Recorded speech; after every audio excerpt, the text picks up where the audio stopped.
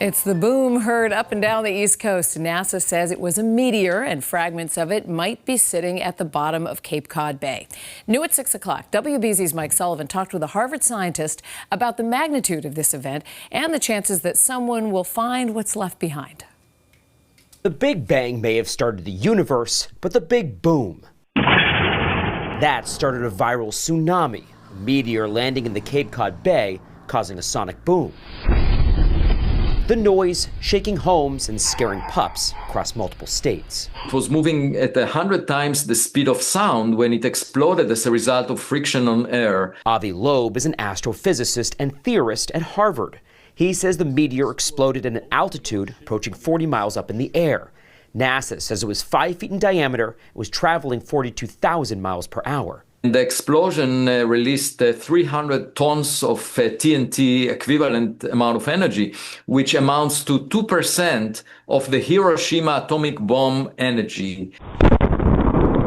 Believe it or not, meteorite landings are common, but the odds of being struck by a fragment on land are slim. Such explosions happen every couple of weeks on the entire Earth. Most of Earth, 71%, is covered with oceans, so we don't hear about it. Unless you're the Dolans in Gloucester. Around 1:30, 2 o'clock in the afternoon, we just heard this bam, this pow. They spoke to us last year when an object struck the side of their home, shattering into pieces. The rocky material smelled of sulfur. I'm picking them up and I'm looking around and I'm like, there's nobody here. A geophysicist told WBZ that it's a meteorite. They too heard this weekend's sonic boom noise, but they say it was nothing like the boom for the meteorite that struck their home.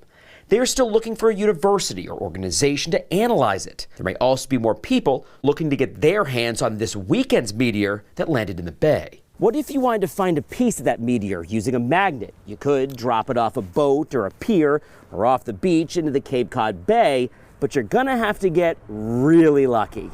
Loeb searched in the Pacific for the remains of an interstellar meteor. This orange path, the most likely path. It took a team of scientists 2 weeks using a sled of magnets to come up with these metallic spherules from the meteor. It needs to be quite an extensive operation. However, one can be lucky. It's just like a fishing expedition. Here's to happy hunting. In Boston, I'm Mike Sullivan, WBZ News. And you know people are going to be out there looking for it. It was still for like sure. the most amazing thing I've heard in a long time. I just want to get a little clarification here, Eric. So when it comes through the atmosphere, it's a meteor. It becomes a meteorite when? When it hits the surface. So if some piece makes it to ground level, now it's a meteorite. If you can pick it up, you've got a meteorite. Everything in the air is a meteor. It's kind of crazy because you think about these things, and usually if you have, say, a meteor shower, and you're looking up and you're seeing these streaks of light, and you're thinking, man, how big are these things streaking through our atmosphere? They're usually the size of a grain of sand or a small pebble. I mean, tiny, tiny things that burn up. And a question I got a lot over the weekend is, don't we track these things?